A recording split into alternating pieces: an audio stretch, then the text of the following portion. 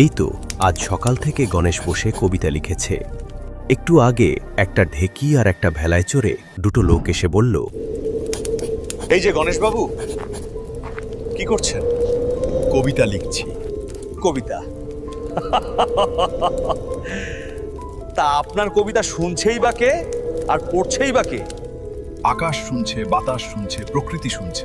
কবিতার পাতা বাতাসে ভাসিয়ে দিচ্ছি। যদি কেউ কুড়িয়ে পায় আর পড়তে ইচ্ছে হয় তো পড়বে। রবিবারের গল্প। আজকে আমাদের গল্প পাগলা গণেশ, শীর্ষেন্দু মুখোপাধ্যায়ের। চলো তাহলে শুরু করা যাক।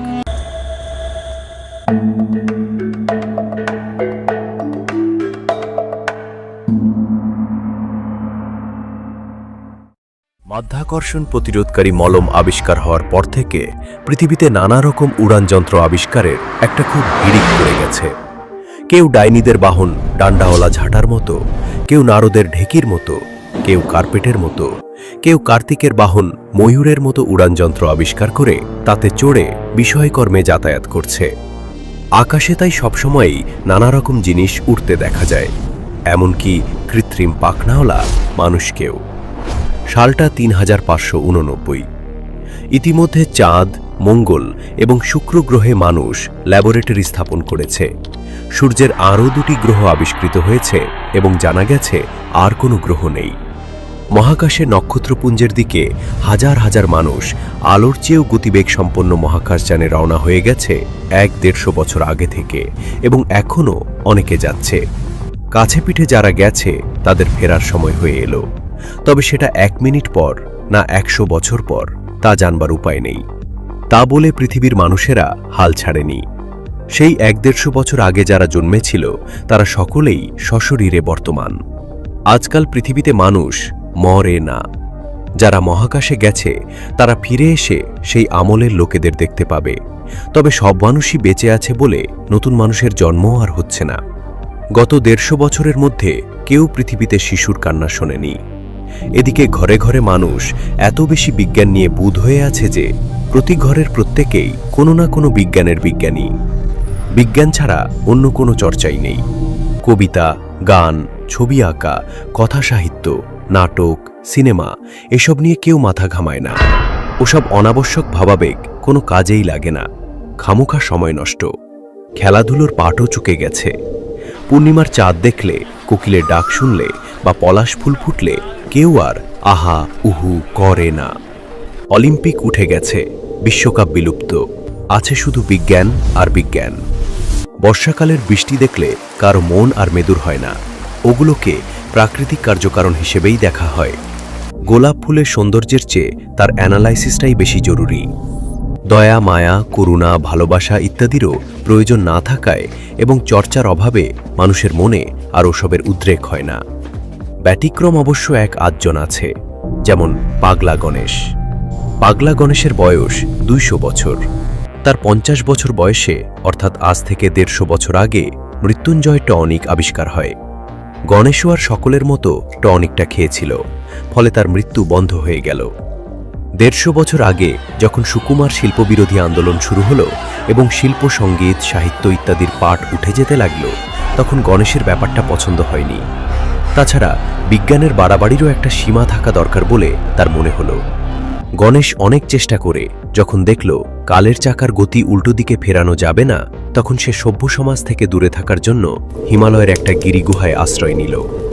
তা বলে হিমালয় যে খুব নির্জন জায়গা তা নয়।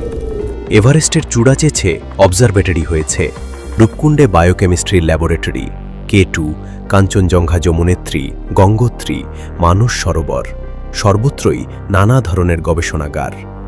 সমুদ্রের তলাতেও চলছে নানা রকম পরীক্ষা নিরীক্ষা, অর্থাৎ ভূগর্ভে, ভূপৃষ্ঠে এবং অন্তরিক্ষে কোথাও নিপাট নির্জনতা নেই।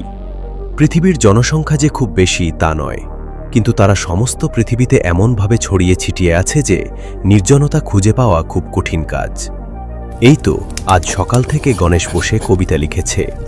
একটু আগে একটা ঢেকি আর একটা ভেলায় চড়ে দুটো লোক এসে বলল, এই যে গণেশ বাবু, কি করছেন?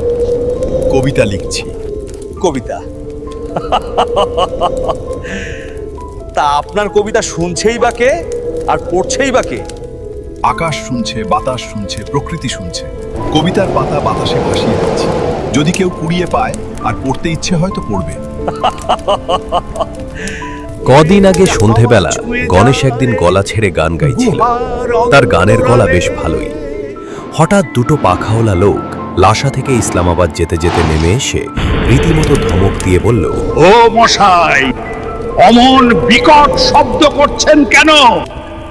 শব্দ কি? এ যে গান। গান? ওকেই কি গান বলে নাকি? ধুর মশাই, এ যে বিটকেল শব্দ। একদিন পাহাড়ের গায়ে যান্ত্রিক বাটালি দিয়ে পাথর কেটে ছবি আঁকছিল গণেশ। হঠাৎ একটা ধামা নেমে এলো। এক মহিলা খুব আগ্রহের সঙ্গে বলে চলেন, এটা কিসের সার্কিট ডিজাইন বলুন তো? বেশ ইন্টারেস্টিং মনে হচ্ছে। ডিজাইন নয়, ছবি। খেয়াল খুশির ছবি। ভদ্রমহিলা চোখের পলক না ফেলে কিছুক্ষণ তাকিয়ে থেকে বললেন, খেয়ে দেওয়ার কাজ নেই, ছবি হচ্ছে। গণেশ জানে একা সে পৃথিবীর গতি কিছুতেই উল্টে দিতে পারবে না, কিন্তু একা বসে বসে যে নিজের মনের মতো কিছু করবে তারও উপায় নেই। এই মৃত্যুহীন জীবন, এই অন্তহীন আয়ু কি এভাবেই যন্ত্রণার মধ্যে কাটাতে হবে? সুইসাইড করেও কোনো লাভ নেই। আজকাল মরা মানুষকে বাঁচিয়ে তোলা শক্ত কাজ তো নয়ই, বরং পৃথিবীর জনসংখ্যার ভারসাম্য রাখতে তা করা আবশ্যিক। গণেশের 3 ছেলে, 1 মেয়ে। বড় ছেলের বয়স 174 বছর, মেজর 171, ছোট ছেলের 168 এবং মেয়ের বয়স 166। প্রত্যেকেই কৃতি বিজ্ঞানী। তারা অবশ্য বাপের কাছে আসে না, অন্তত গত 100 বছরের মধ্যে নয়। গণেশ তাদের মুখশ্রী ভুলে গেছে। গণেশের স্ত্রী ক্যালিফোর্নিয়া মহাকাশ গবেষণা কেন্দ্রে কাজ করতেন 150 বছর আগে।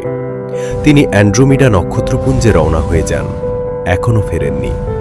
আজ সকালে গণেশকে কবিতায় পেয়েছে। কবিতা লিখছে আর ভাসিয়ে দিচ্ছে বাতাসে। কবিতার কাগজগুলো বাতাসে কাটা ঘুড়ির মতো লাট খাচ্ছে, ঘুরছে ফিরছে, ভাসছে, পাক খাচ্ছে।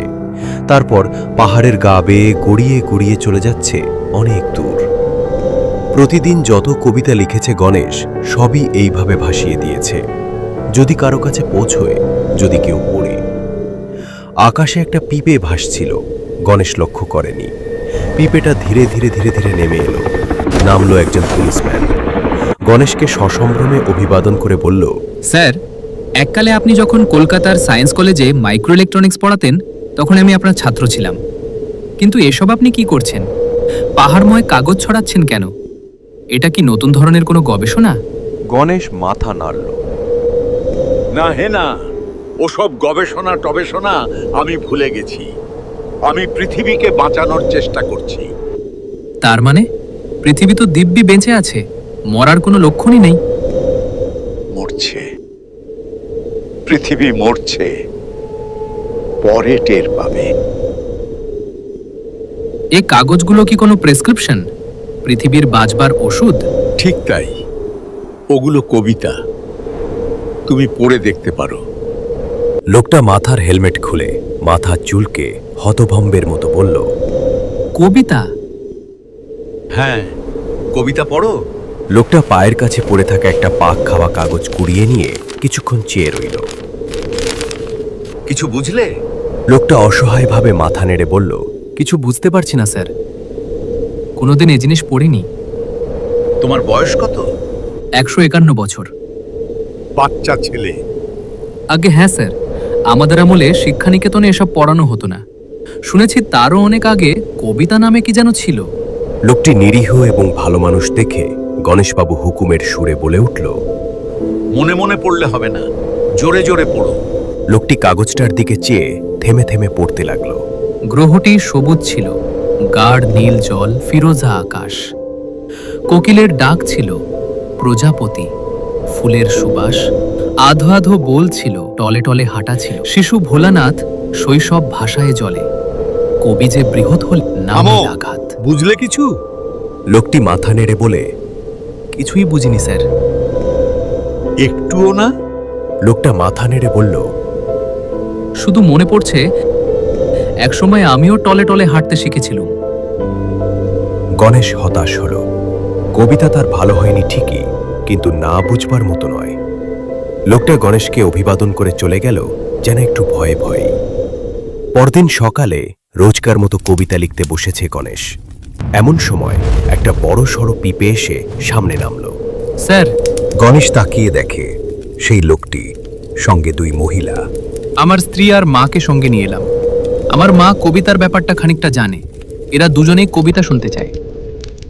গণেশ অবাক এবং খুশি দুই হলো, তবে কবিতা শুনিয়েই ছাড়ল না।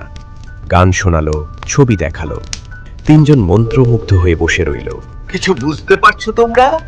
লোকটা বিনীতভাবেই বলল, না বুঝলেও আমার মধ্যে কি যেন একটা হচ্ছে, কি হচ্ছে? ঠিক বোঝাতে পারবো না। পরদিন লোকটা ফের এলো, সঙ্গে আরও 4 জন পুলিশম্যান। এরা স্যার আমার সহকর্মী। কবিতা, গান, ছবির ব্যাপারটা বুঝতে চায়। গণেশ খুব খুশি। বসো বসো। 5 জন শ্রোতা ও দর্শক ঘন্টা 2 ধরে গণেশের কবিতা শুনল, গান শুনল, ছবি দেখল। কেউ ঠাট্টা বিদ্রুপ করল না, গম্ভীর হয়ে রইল। পরদিন লোকটা এলো না, কিন্তু জনাদশেক লোক এলো। পুলিশ আছে, বৈজ্ঞানিক আছে, টেকনিশিয়ান আছে। পরদিন আরও কিছু লোক বাড়ল, পরদিন আরও আরও। 1 সপ্তাহ পরে রাষ্ট্রপুঞ্জের মহাসচিব তার বিমান থেকে নামলেন গণেশের ডেরায়। আপনি কি কাণ্ড করেছেন? পৃথিবী যে উচ্ছন্নে গেল। লোকে গান গাইতে লেগেছে, কবিতা মক্স করছে, হিজিবিজি ছবি আঁকছেন। গণেশ হো হো করে হেসে উঠে বলল, যা, তাহলে আর ভয় নেই, দুনিয়াটা বেঁচে যাবে। শুনলেন পাগলা গণেশ। গল্প পাঠে সুমন, বাংলা গণেশ শান্তনু, বিভিন্ন চরিত্রে নেহা, অরিত্রু ও স্বামী। আবারও ফিরবো পরের রবিবারে একটি নতুন গল্প নিয়ে। ততদিনের জন্য গুড বাই।